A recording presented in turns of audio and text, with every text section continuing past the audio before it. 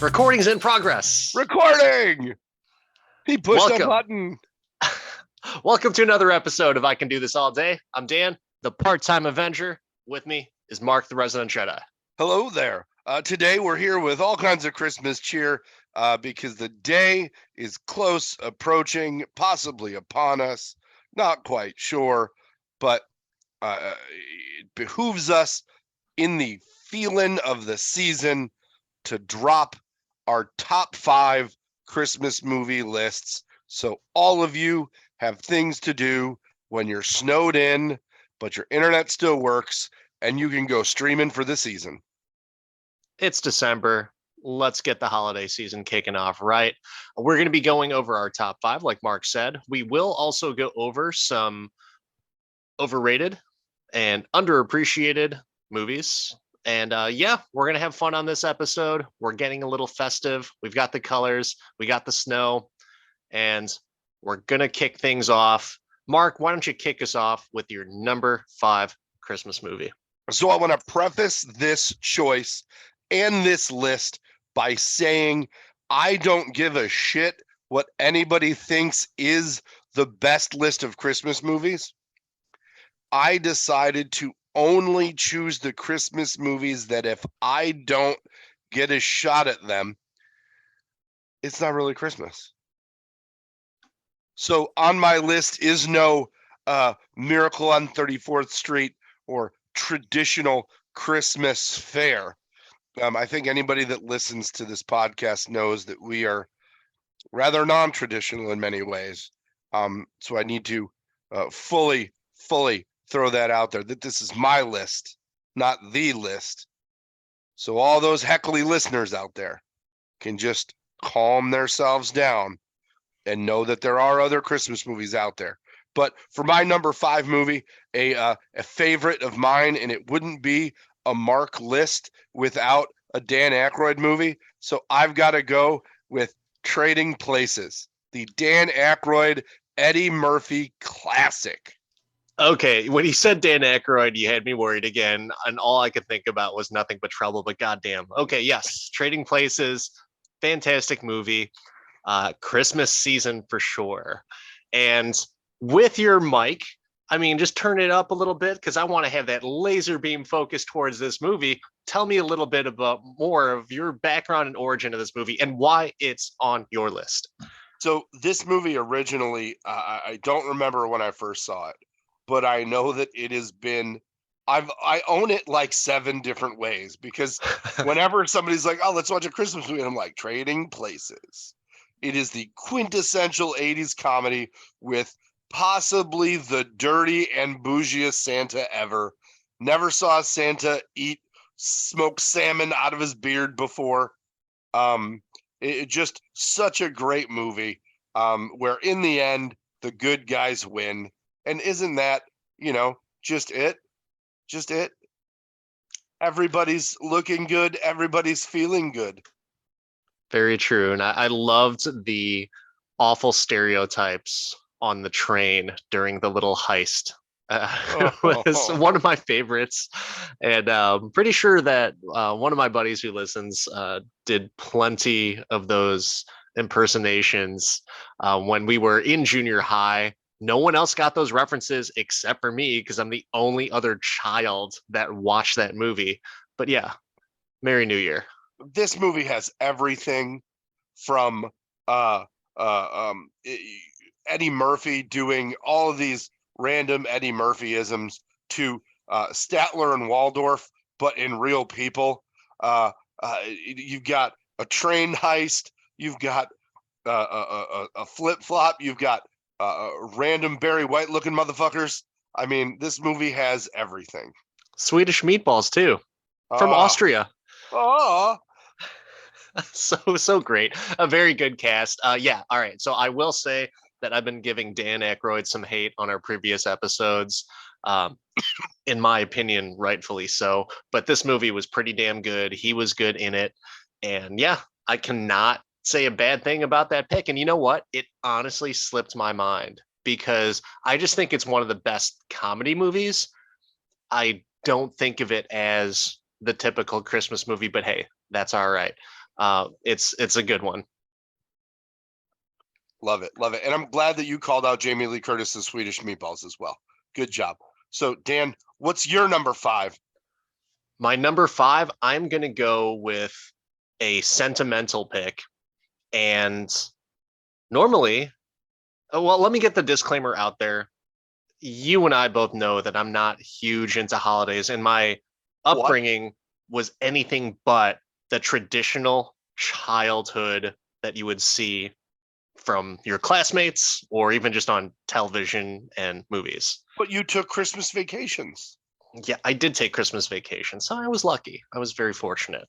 But one of the things that I really enjoyed seeing was It's a Wonderful Life.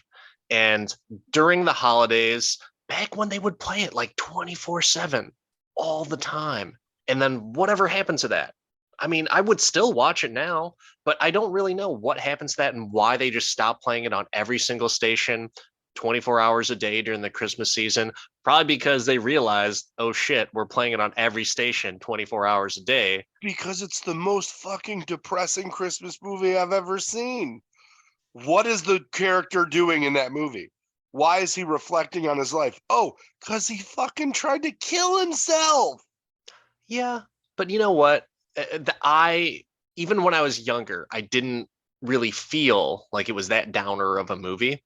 And so and many children never thought about that, right? They never really thought about, oh wow, this guy's going to off himself. Because they didn't realize he was offing himself. They missed the beginning because it was just playing on a loop on cable, and they came in, oh, an angel, oh, the bells, Clarence. Oh God damn it, Clarence.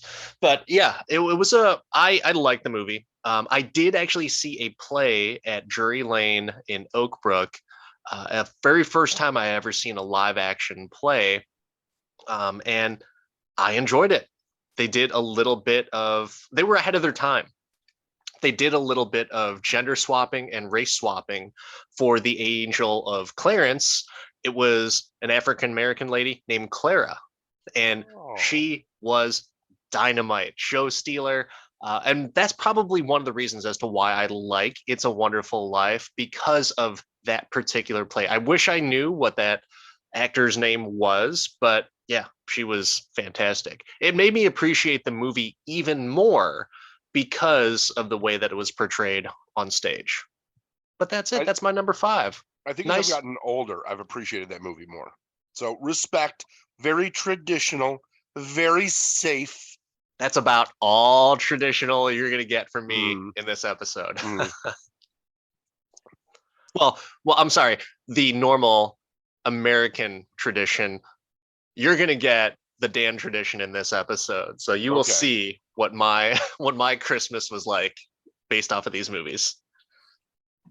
Okay. So is it my turn? Is number 4 for me? Rock on. So number 4 and number 5 were very difficult for me.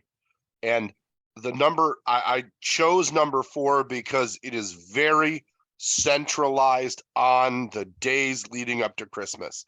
It's got an amazing cast of characters that have played in multiple areas and made us laugh in the 80s and 90s.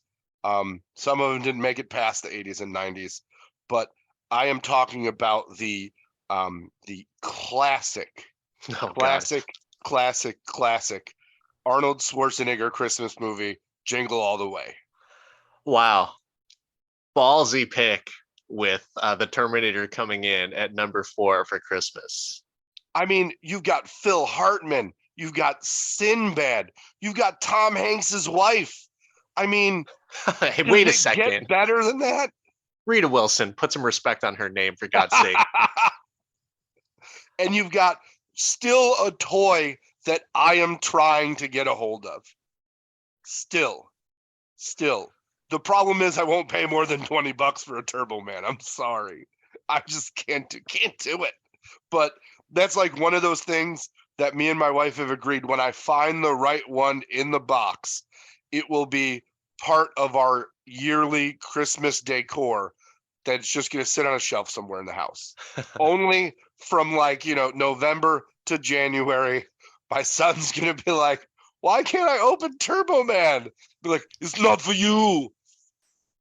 No, you can't No, open it. No, you ruined Christmas. no, the Oh. Turbo Man. So I just recently watched that movie this year, and it wasn't during Christmas time, but my son was on an Arnold Schwarzenegger kick because I started to let him watch. I brought him up the same way I did. I let him start watching Terminator and the action movies like Commando and Predator and everything. So naturally, he saw Jingle All the Way. I was like, you know what? Actually, I've never seen this, buddy. We'll take a look and watch it, and it's entertaining.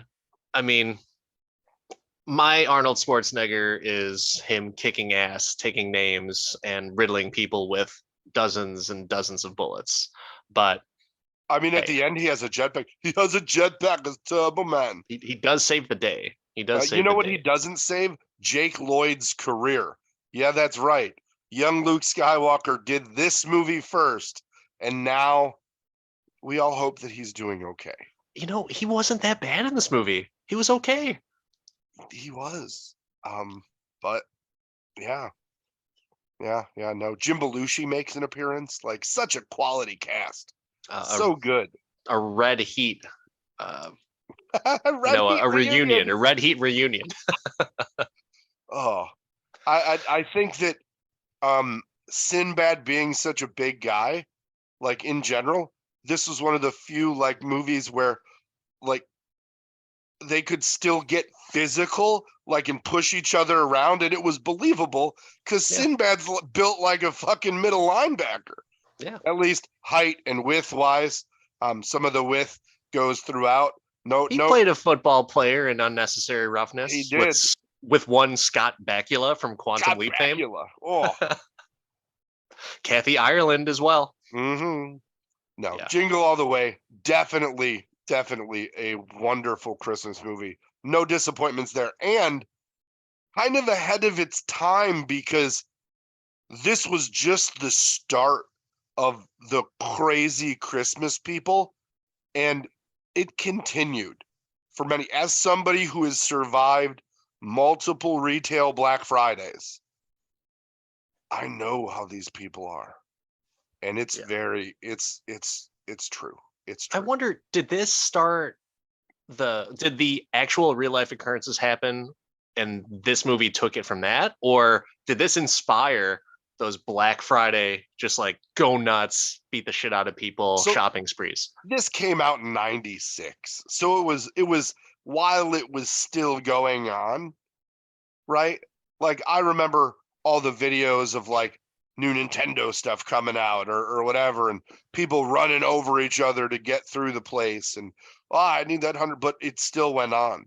It went on until, until they invented Amazon and Cyber Monday, and now it's finally kind of calmer. But like, my mom was a big fan of that. I used to have to wait in those lines sometimes, and then go work it. Yeah, But me too, that man. that is one thing that I don't miss, and that I do try to every year go to at least one store on Black Friday, but I go later in the day.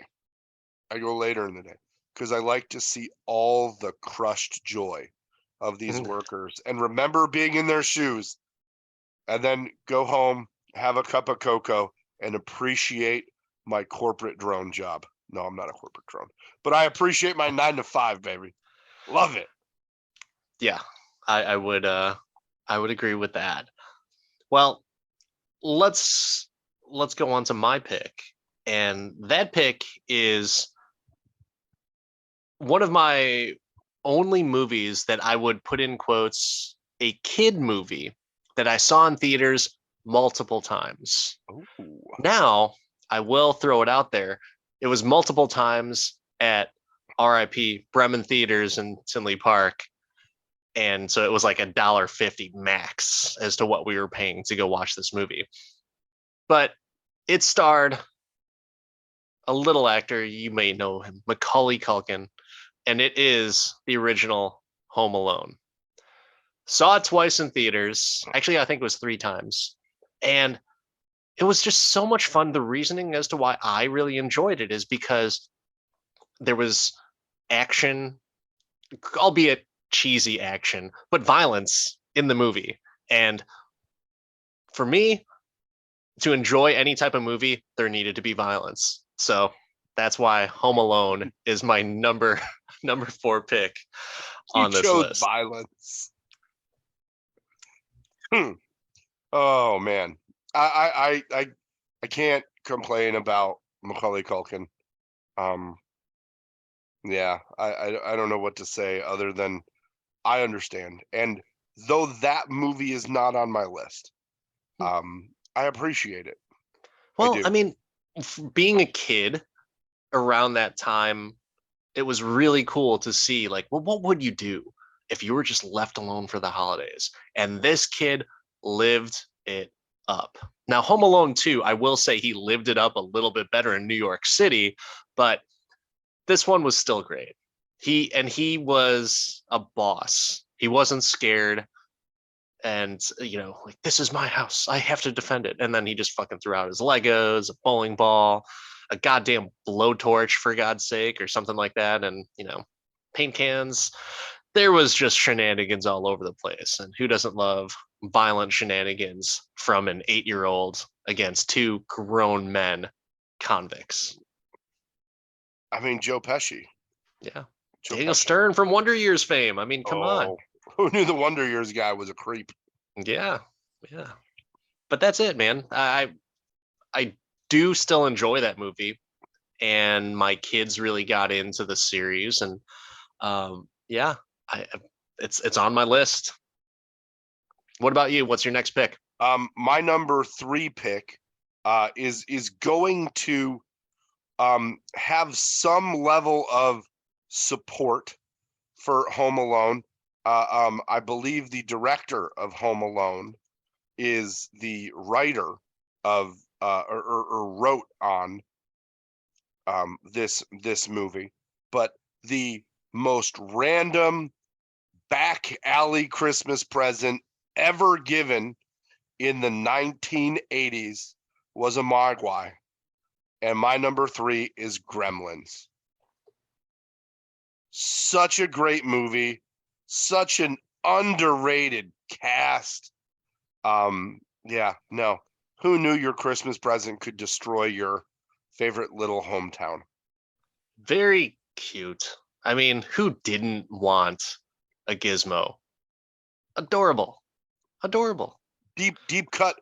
Do you know who voiced Gizmo? No. Howie Mandel. Oh, you know what? I did know that. Yeah. If Howie Mandel doesn't scream Christmas, I don't know what does. Yeah.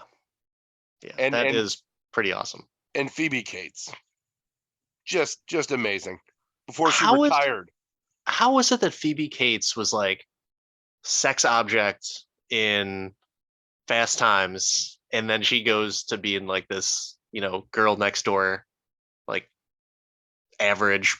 I mean, not even. I don't want to say below average in terms of looks, but they really downplayed her looks in that movie. Can you downplay a Phoebe Cates? I feel like you're just. They gave her like the worst haircut. I mean, I have nothing bad to say about Phoebe Cates ever. So. I'm not saying. I'm just saying they really downplayed her. Apologist. Oh man, it's just. But yeah, that was a fun movie. And let me ask you: were you scared at any point during that movie? I think it's more like the jumpy stuff like gets me from now and then, but not like under the bed scared. It's fake, but it's definitely fun. It's a fun movie. This is probably the best like stop motion claymation movie of that era, right? Because there was like creatures or critters and all that. There was like a rash of these movies that came out with very similar little, not quite Muppets, but not quite puppets kind of things that were meant to be scary. And there was definitely a drastic difference between the Mogwai and the Gremlins, but I just loved it. I loved this movie, and it was one of those movies like you didn't see it a lot on TV. You had to like find it. definitely one of those great video store movies to put on in the background. Yeah. Because it's still, not a. I don't think it's an R-rated movie, is it? I don't recall. I remember it being a little bit edgy though, because I thought at first it was going to be like a kids movie, but there was some, surprising scenes in there. But also the ratings at that time were very loose in Yeah, comparison today. yeah, that's true. That's true.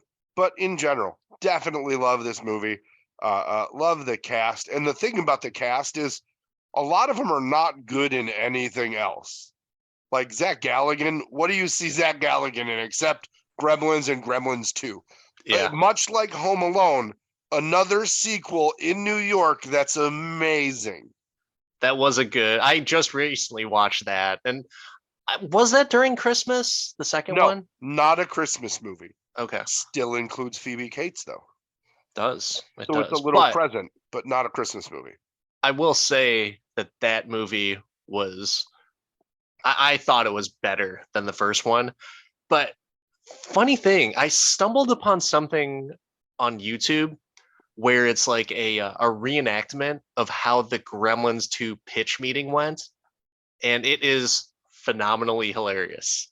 You should definitely check it out because it is over the top, and you're like, no way, this really happens. Like, yep, it really happened at this pitch meeting, and that's why that movie is so over the top and so ridiculous. I mean, sounds like something we're going to link in the comments and let our listeners get a look at.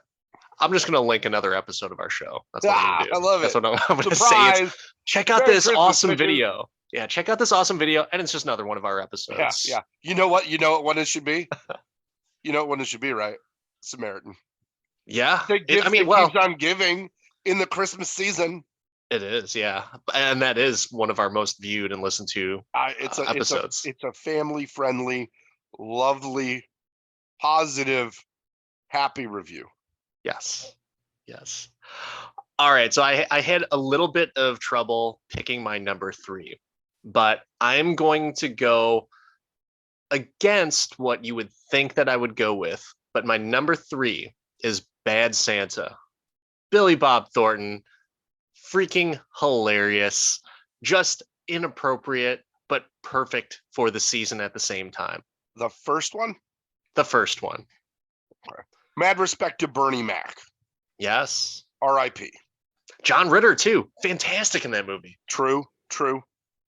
Underrated due to its not family-friendly nature, but definitely a solid movie. I think I saw that in the theater. Oh, gosh. I have watched that so many times and quoted it with some of my old work friends, the same work friends that I had at the job that I really hated or made me hate the holidays. And oddly enough, we would quote Bad Santa all the time. Wow. But very, very fun. It's an American classic, that movie. Yes. Because don't most Americans want to rob a shopping mall? And don't most Americans rob shopping malls? Not anymore. Shopping malls have nothing in them except old people walking. Some type of mall, whether it's a strip mall, it's one of the most common things that people rob is strip malls, shopping malls, things like that. Smash and grab it. No. You got it. But I want to talk just a few more seconds about that particular movie because it combined pretty much everything that I want to see in a movie. You've got crude humor. You've got, at the time, a cute, chubby, fat kid, Thurman Merman, that was just so gross, but so lovable.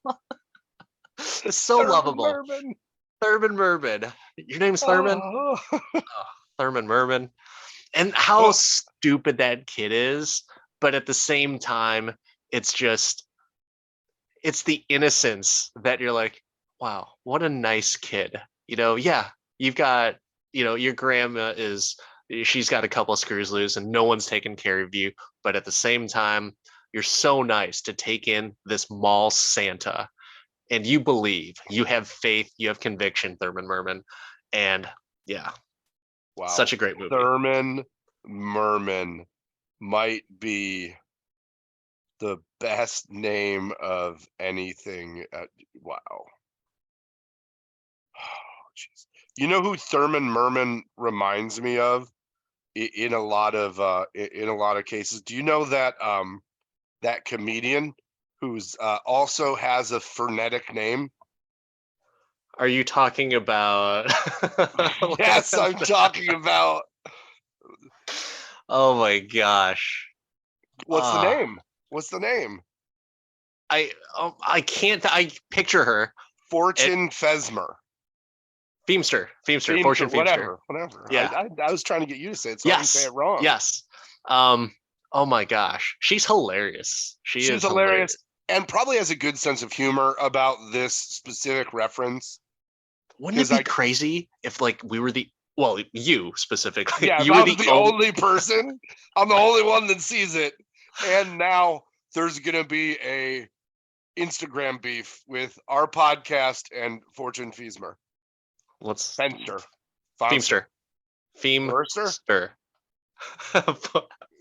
Is this the bit now? Or you're just gonna continue? I don't know. No, Dan Aykroyd, still the bit. Oh my gosh. Yeah. But Thurman Merman, probably one of my most top rated Christmas characters out of all movies. Lovable. Let's go back down that list. What do you got for number 2? Speaking of lovable, my number 3 was a movie that contained puppets. My number 2 movie is one that contains Muppets, and that is Muppet Christmas Carol. By far my favorite kid-friendly Christmas movie. The soundtrack is unbeatable. The Muppets are just joyous, and you get like Michael Caine kills this movie acting to Muppets. There's no other people in the movie, just Muppets. No one does it better than Michael Caine. No, he just kills it. My second favorite, Ebenezer Scrooge. Who's your favorite Muppet? Oh, that's such a. It depends. It depends on the thing. You got your Kermit, the all-American favorite. You got Sweetums, the Muppet outfit that I think I could fit in, and then you've got Statler and Waldorf. By far, the comic relief of the group that I appreciate very much, like in Trading Places with those guys, and Marley and Marley, probably the best song in A Muppet Christmas Carol.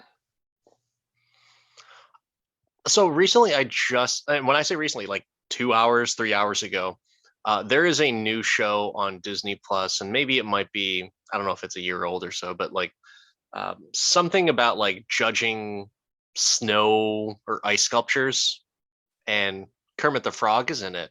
And dude, Kermit doesn't sound the same. Like I could do a better Kermit than the guy whoever's doing Kermit right now, because Kermit sounds just like every other Muppet.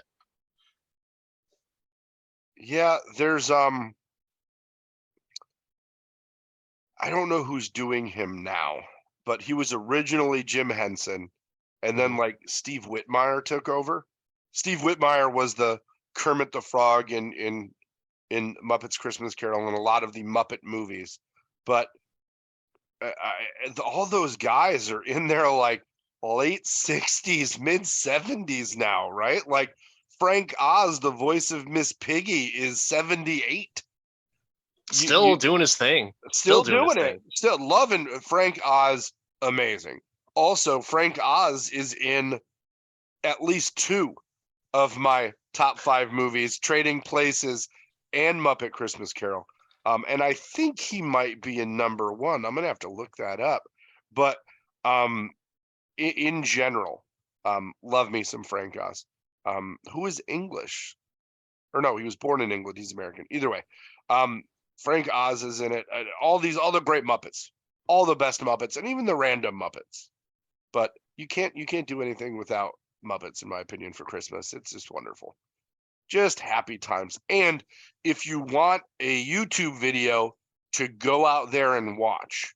For those of you in the audience who have watched Ted Lasso, which I know doesn't include you, Dan, even though I've tried to force you to do it multiple times. Brett Goldstein, who plays one of the main characters in that, he's here, he's there, he's every fucking where. Roy Kent in Ted Lasso did a one-man show of Muppet Christmas Carol from start to finish for charity one year. He's a comedian. He's English. He's amazing, and he just fucking went for it. And I was all about it. All right. Well, cool. I do enjoy me some Muppets. I was a big fan of Muppet Babies when I was younger. Probably it might even trump the actual Muppet movies in my opinion, because they did such a great job of incorporating a lot of pop culture and movie culture into those episodes. But yeah, can't hate on the Muppets. Little piece of trivia: you cannot get the OG Muppet Babies on anything but VHS, because all of those pop culture references and clips from shows and things are a licensing nightmare, and they can't get it. Disney is actually getting sued based on their new version of the Muppet Babies that tried to recreate the magic but failed. Yeah, Muppet Babies VHS's hot commodity. I have watched a few of those, and yeah, they're cute and everything, but yeah. Although Nanny in the new one must be a smoke show. You got a young Nanny in there, so compared to old Granny Socks Nanny before, they got a young Nanny in the new Muppet Babies. In the Christmas episode, they gave her the old Nanny socks. Oh, did they really? Yeah, they did. They did. I tried to get my son to watch it. He was not interested, and I agreed with him. So we went back to Muppet Christmas Carol. Fair enough. Fair enough. All right, I guess that brings me up to number 2. Number 2. All right, so number 2 for me, a funny little backstory is that that there are some jobs that you hate. And this goes back to one of those jobs that I really, really did not enjoy. Enjoy the people, didn't really enjoy the actual job itself. But then again, even some of those people, not so great. But one thing that we did do, probably illegally, and I think that was actually brought to our attention one time by a customer. I don't know why, but we would play this movie for, I guess, exhibition, I guess you should say, like as it was on the TV as people would be coming in. And I've never seen the movie before until working there. And it's just an interesting movie about trying to find yourself, venturing off to a new land, not knowing anyone, and adventures and ridiculousness occur.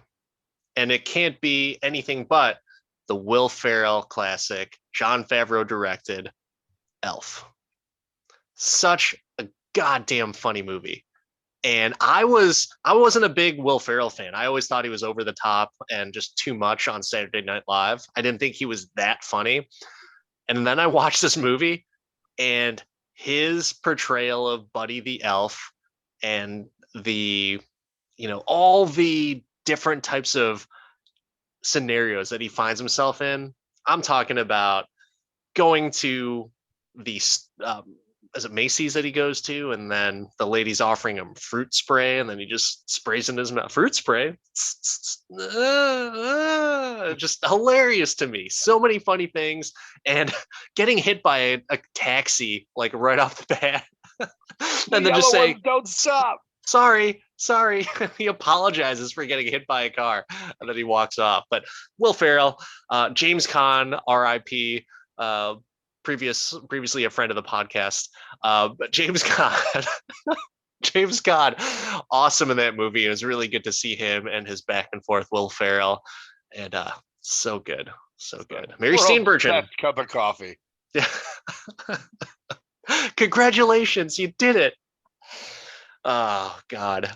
But we would play that nonstop throughout the Christmas season, and I just liked it even more and more, and would catch something new every time. And you know what would bring a nice smile to my face, even after dealing with those ridiculous demands and all of those crowds? Uh, Someone would come in, they would hear the theme from Elf, and they would sing along to it. And I'm just like, good for you. Yeah, that's right. You're probably humming along right now. I see you bopping to the left and to the right. But yes, just happiness and fun and just silliness all across the board for that movie. Elf. So many good quotes. So Yeah. many. This movie plays in my house all the time. It might be my wife's favorite Christmas movie. It's either that or Love Actually, both of which are on constant rotation. I have to fight to get other stuff in there. One of those movies that we own on multiple medias. I left it off my list because I wanted to make it a Mark list. And though I do appreciate Elf, and it was one of my underrated or Johnny Come Lately conversation movies. Love it, absolutely. And hot take: blonde Zoe Deschanel superior to brunette Zoe Deschanel. I won't agree with you 100%. I mean, she was super attractive in that movie. But you know what really made her more attractive was her singing. I don't That disagree. that was like, who's that actress? What's her name? Like, Yeah, and you're like, oh, it's Zoe Deschanel? Huh? yeah, yeah. I was like, wait a second, she looks completely different. But I prefer the dark hair. But you know what? That singing can win me over, even if she was a hideous troll. A hideous troll like Bob Newhart. No. We love Bob Newhart. Such an underrated old school TV show. Bob Newhart. Another previous fan and friend of the friend of the podcast. podcast. Friend of the Yeah. podcast. Bob Newhart. Everyone. Everybody. You guys just don't know. We've got connections. Yeah. No, those have actually been taken down by Spotify. They've been flagged for being too awesome. Oh man. So let's hit me with that number one, man. So that What do number we got? one, I've noticed a trend in my my number one and my number two. They're very Dickensy. They may tell the same story. Oh no. But they may have possibly the most underrated performance and maybe not most 80s. Like there's a tie for most 80s Christmas movie ever, but this one, because it's Christmas based from top to bottom, wins for me. The Bill Murray classic, Scrooged. I just saw this the other night. First time ever. I just saw this the other night. Yeah. First time ever? I was never much for a Bill Murray led movie, with the exception of Groundhog Day. That movie's fantastic. Not to say that this one isn't, but it's no Groundhog Day. I mean, this is directed by one of your favorite directors, Dick Donner, of Superman and Lethal Weapon fame. Another Christmas classic by Dick Donner, with Bill Murray aside, Karen Allen, Bobcat Goldthwait. I mean, so many great Robert Mitchum. Just such a great movie for me. Hilarious. Bill Murray just kills it. All of the ghosts of Christmas past are there, and it's so 80s. It's not even funny. I mean, you can't forget that Lee Majors, the $6 million man, is also in it. He is. Robert Goulet. I mean, come on, he was in Naked Gun. He was. That's a very good call out.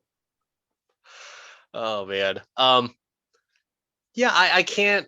You know what? I cannot give a good enough opinion on that movie because I just recently watched it, and because it was my son's request to watch it for our dinner movie, and I was thinking that kid's getting smart. He must get it from his mama. I was thinking that it's like, I don't know if you're gonna like this, buddy, but Yeah, it's it's an interesting movie to say the least. But hey, if it has fond Christmas memories, who am I to judge? Carol Kane as the ghost of Christmas Present is amazing. Um, yeah, no, all the Murray brothers are in it. I was gonna Um, ask, like, because I saw Murray a few names in the credits. Were those were actual brothers? Brian Doyle Murray and John Murray. Yeah, Oh my those are the gosh! Murray brothers. Wow, One played his brother and one played his dad. that's weird, huh? Yeah, yeah, but I mean Brian Doyle Murray has been in most Bill Murray movies in some way. I mean he's a consummate 80s actor. He was also in National Lampoon's Christmas Vacation. He was the boss. Yeah, yeah. I But didn't put that. Like, he looks way different now. So like, I'm looking at a recent picture of him, and yeah, it's interesting. Interesting. this movie for me, I could watch it repeatedly, quote it all the time, quote it with me. I've never loved a woman enough to give her 7 sharp knives before. There are some funny quotes in there, and it's very Bill Murray. And I'm curious as to how much of that was the writing and how much of it was him just riffing. Well, there was so the writers on the movie, Mitch Glazer, who wrote, um, not a lot, but some decent things. He wrote a lot of stuff for Bill. He wrote on Lost in Translation, but then the other writer was Michael O'Donoghue, who's an SNL writer for a lot of years and a National Lampoon magazine writer. There's great writers on there, but you've got to think that with this group, you just kind of let them riff. I mean, this is the height of Bill Murray just riffing off things, and I guarantee some of that shit is not what was on the page. Yeah. The cast pumped this movie up tenfold, and the music from it may sound familiar, all you Batman and Tim Burton fans, because Danny Elfman even did the soundtrack. This is Danny, one of those, so many good people worked on it. It's great. I mean, Elfman did everything. And he still kind of does a lot of stuff, if I'm not mistaken. But yeah, okay. Impressive roster of talent on that movie. Are For you sure. aware of his previous job before he was a film composer? Oingo Boingo, baby. Oingo boingo. I mean, one of the things that I definitely remember is Oingo Boingo and the Rodney Dangerfield classic, Back to School. Fantastic. Fantastic movie. Oh. I don't know. I might just want to go out and do a triple Lindy right now. That's what I want to do. That just reminds me of the episode where Rodney Dangerfield's on The Simpsons. Hey, Dad. Oh, that's great. Yeah. Yeah, it's a good one. Everything with him is just such a talent. Such a talent. And yeah. If he was around when we started the podcast, he would be a friend of the podcast also. Yeah, no.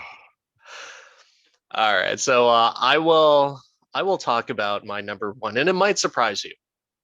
I So don't think this it's going to one, surprise me, but it may surprise you. So this one is really centered around friendship and family, and there's a lot of touching moments in it, and so it played a part in my Christmas tradition. Um, I remember when I was younger, probably about 6 or so, from my earliest memory, we would go out to midnight mass, and I'm sorry, we would rent a movie prior to, but then we go out to midnight mass, and then come back, watch this particular movie. Then after the movie, we would open up Christmas presents on Christmas Eve, and it was just I kind of make fun of the fact that I didn't have like the typical childhood, but this is one of those things that was a nice Christmas tradition that we had.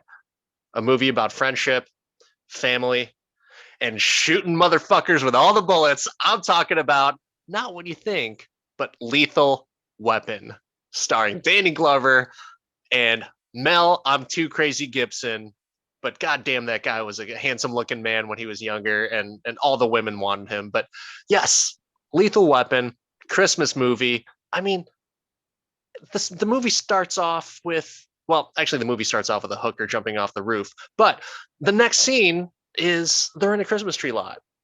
So yeah, it's Christmas, man.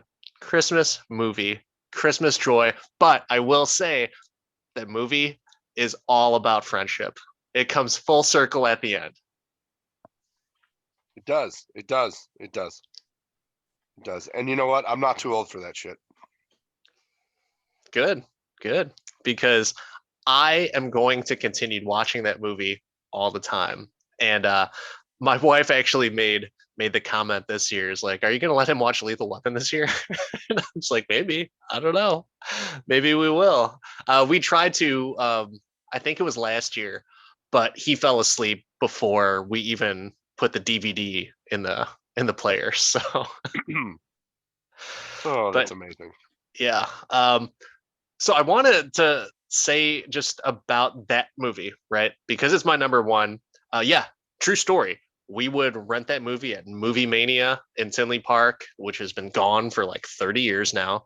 But rent that movie, go out to Midnight Mass. Sometimes we would go to Olympic Star afterwards, after Mass. Ooh, Olympic Star. Yeah, yeah. And then come back, put the movie on, and open up Christmas presents. But yeah, such fun times. And we would rent it. Actually, I think I'm lying. No. Well, depending on how many days the rental was, I can't remember if it was like a 1 or a 2 day rental at the time. But we would rent it strategically so that way we knew that they were closed on Christmas. So we would have the movie for another day. And so we would watch it probably a couple times over the Christmas. And we did that for like maybe 5 or 6 years because I kept on saying, hey, can we rent Lethal Weapon again? And so we would do it. When did they break down and buy it? Oh, we never bought the movie. We just kept renting it over and over again. Oh man. I bought the movie on like a single DVD, all four movies on the disc. $5 Walmart special, baby. It was, yeah, something like that. But fantastic. Loved them. Loved every single one of them. And that's what Christmas was in the part-time Avengers household.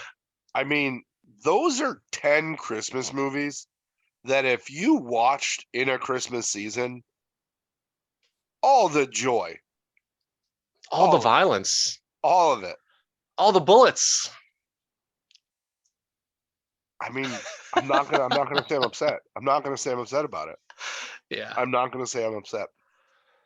Fantastic. Fantastic. So, Well, we talked. So those are our top rated movies.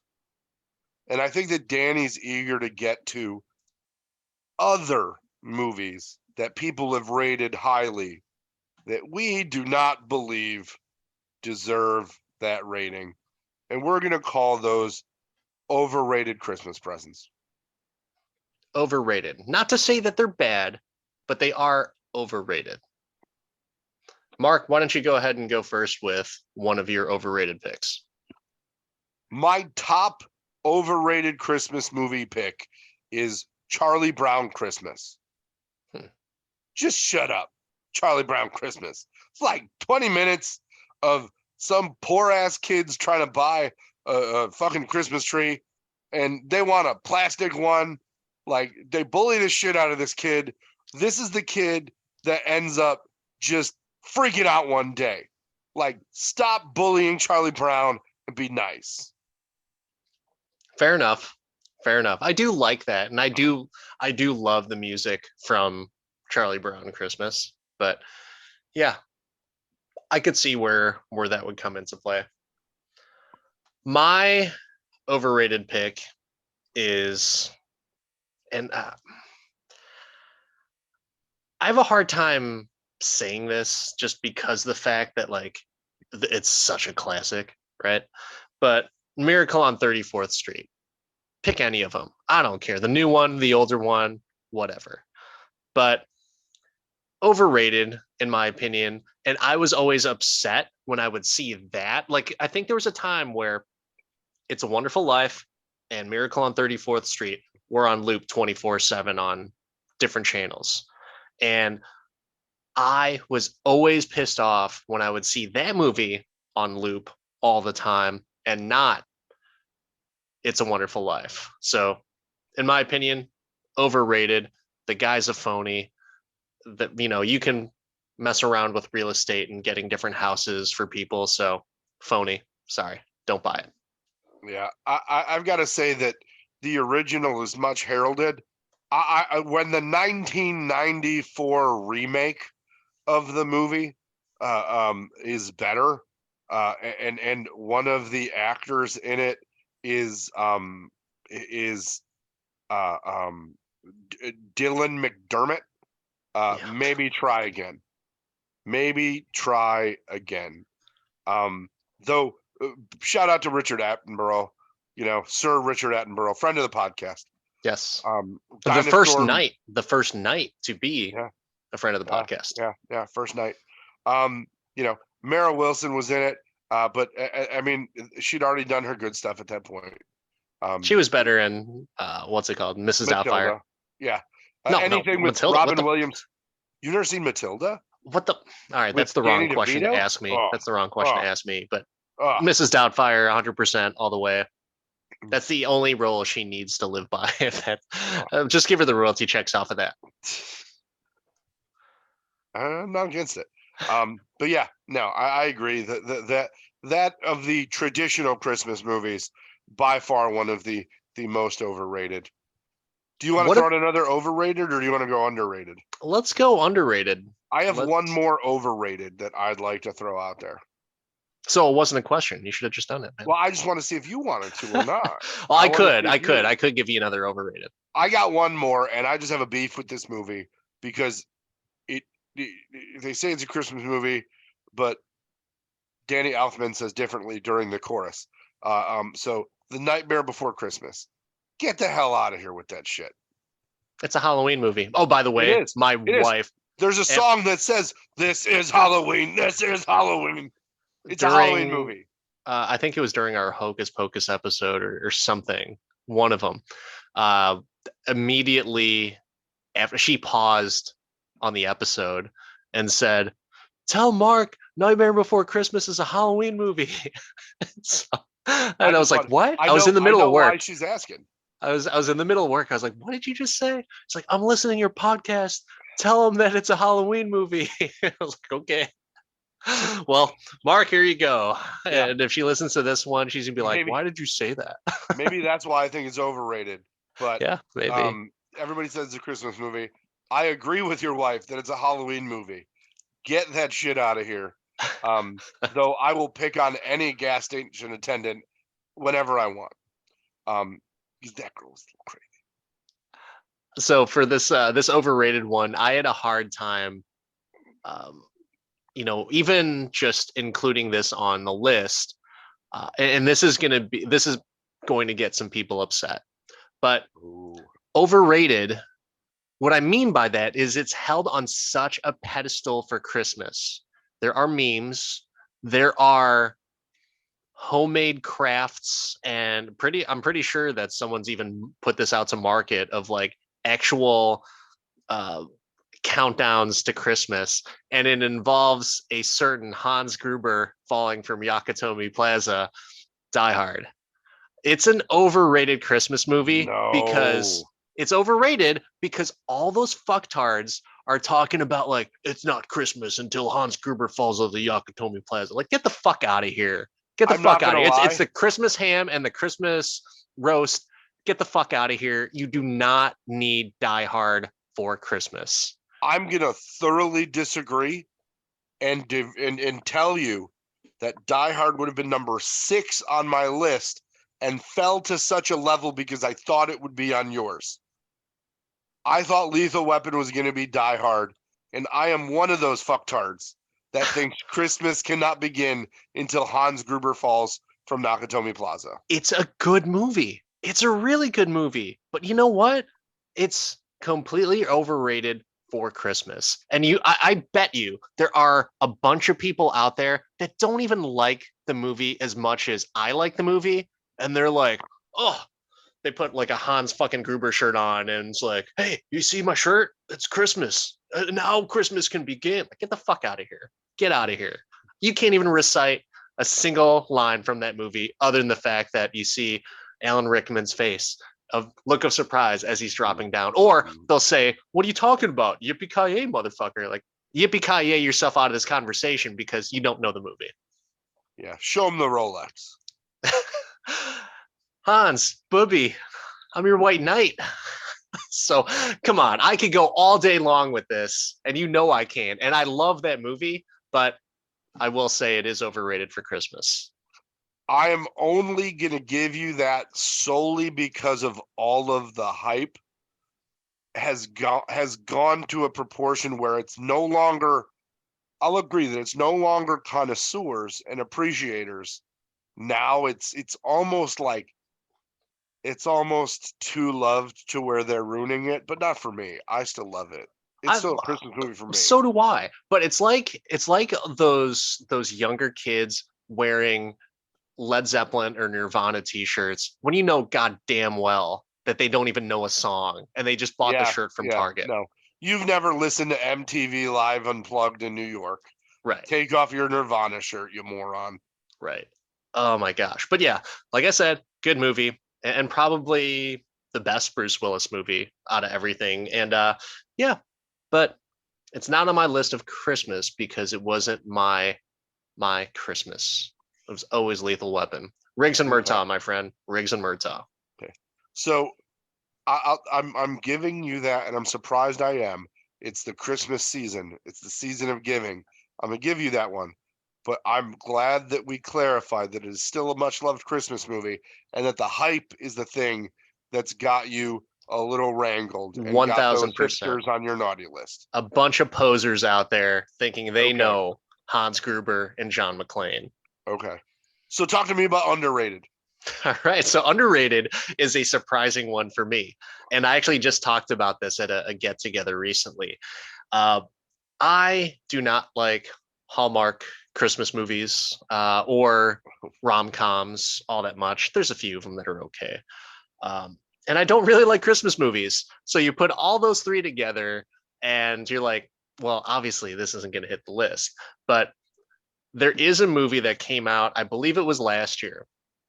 And there is a comedian, Jimmy O Yang, and also Nina Dobrev of Let's Be Cops fame. And also, I think she was in like Vampire Diaries or some fucking show. I don't know what it was. But the movie's called Love Hard. It's on Netflix. It's a pretty fucking funny movie. And the funny thing is about that movie is they talk about how Die Hard is like the best Christmas movie. And so that's one of the reasons why I liked it. But also a prime example as to why people might think that Die Hard or that I think that Die Hard is overrated. But Love Hard with Nina Dobrev and Jimmy O Yang, it's a chick flick rom-com type of thing. And if you haven't seen it, check it out. It's a blend of that Hallmark Christmas movie along with a little bit of crude humor and just some feel good story. I'll put that on the list. Yeah, check it out, man. It's fun. It's fun. That on the list. Not a lot of modern in my area. What about you? What's a underappreciated movie? So for all the love that Die Hard and Lethal Weapon and Edward Scissorhands get, I know where you're going with this, I think. For being Christmas movies, nobody fucking remembers that Batman Returns is by far the best Tim Burton Christmas movie. Hands down, no arguments. Why? Why don't we remember this? I don't think it was that great of a movie. It was good. It was fine. I don't think it was that great of a movie, though. Oh, disagree. I think with, there's a few things with that movie that just kind of made it a little bit, not even too real, but like almost too comic-ish and real-ish, if that makes any sense. Because you've got Danny DeVito as the Penguin, which, God, thank God for Colin Farrell's portrayal of the Penguin, where they No, was, yeah, no, I mean that's what I think. Like I thought the that accurate portrayal of the this is where comics don't translate into movies. I mean, take a look at Batman and Robin, where Mr. Freeze, holy shit, I love Arnold, but good God, that does not translate over from comics to the big screen. Awful, awful, awful.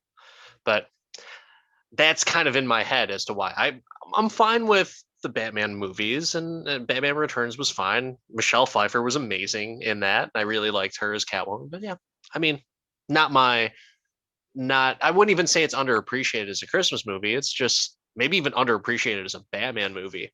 That's what I would say. perhaps. I mean, when you can get all those great actors in it, um, I love the fact that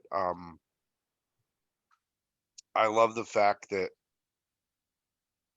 why is his Walking. name is Walken is so just like he blends into the movie. That's how eccentric the entire movie is, and Yeah. that's what makes it great. Is that Christopher Walken seems normal. I guess I wanted to see more Walkenisms in that movie. That's what I was. I just needed more. No, there's already enough. There's already enough over the top acting, but no, it's like we get all these other '80s movies and nobody talks about Batman Returns. So great. I did want to say one other underappreciated movie, and it's a recent one. It has Kurt Russell and Goldie Hawn in it, and it's the Christmas Chronicles. Fun movie, and Kurt Russell did his best Elvis impression, and that guy is just a phenomenal actor and a phenomenal performer America's that Treasure. I just loved seeing, and it was great to see Goldie Hawn in as Mrs. Claus, and just that was one of those movies to where it's like, hey, this is geared towards kids, but you know what, it has a little bit more for those who are of older age, and so yeah, I it made me appreciate a Christmas kids movie. So yeah, I could not agree more. Um, I've also got to give just a generalized shout out to all the OG Rankin and Bass stuff that we used to watch as kids. Definitely stuff I'm trying to introduce to my kid. And you talked about it in Batman and Robin, The Year Without a Santa Claus. I'm Mr. White Christmas. Gotta love it. Gotta uh, love it. It's so bad, it's great. it is bad, that's for Oh, sure. oh. It is bad. Oh man. A lot of modern on your side there, buddy. Well, keep in mind that like I didn't watch a lot of Christmas movies when I was younger, and so now as we go through the Netflix queue and Amazon Prime queue and all that, and there's a lot more higher quality movies. And when you have people in that I'm interested in seeing, like Jimmy O Yang, who I think is hilarious. Kurt Russell as Santa Claus in a movie, like sign me up. Like have him in any movie as whatever character, I'll probably want to watch it. So I'm all for that. And I'm wondering if there are people out there that are older than us that just watch like Robert De Niro and Al Pacino movies, even though they're shit, just because they're in it, because they want to see that familiar actor, you know? So I'm sure that's kind of what this falls into, that category of just nostalgia is king. I know what you mean. I know what you mean. I know what you mean. Yeah. For somebody who didn't watch a lot of old Christmas movies, I got one more for you. That's just a recommendation for you to watch. I don't want to talk about it to the group, but Steve Martin. It's called Mixed Nuts. I have heard about that movie. I Written by Nora Ephron of Sleepless in Seattle, My Blue Heaven, and When Harry Met Sally fame. Give it a watch. Give it a I'll watch. check it out. And it's a Never Christmas talked about. movie? It is a Christmas movie. I'll check it out. It is a Christmas movie. Yeah, I'm just gonna leave it there. It's a Christmas movie. All right. Well, cool. Well, that is our top 5 Christmas lists. And we hope that you will also enjoy in some of those movies. And if there's any ones that you think that we should check out, we would love to hear about it. Uh, this is about as festive as the part-time Avenger gets. And so I'm glad that I can talk about this stuff with you, Mark, and share it with our listeners, and hopefully, maybe we can get some people into that Lethal Weapon tradition, or even for your list, maybe we should have people, Instagram or reel their viewing of the movies. We would love to see it, and then we'll post it on ours. We'll share it. Share it all around, and I will bust out some Rigton Murtaugh this Christmas in honor of my podcasting partner, partner in crime. Wish everybody a happy holidays, Merry Christmas, Happy Hanukkah, however or with whoever you celebrate. Hope you have just an amazing time, and you all sit down and watch a movie, because we will. And we will catch you next time. Thanks for listening, everybody.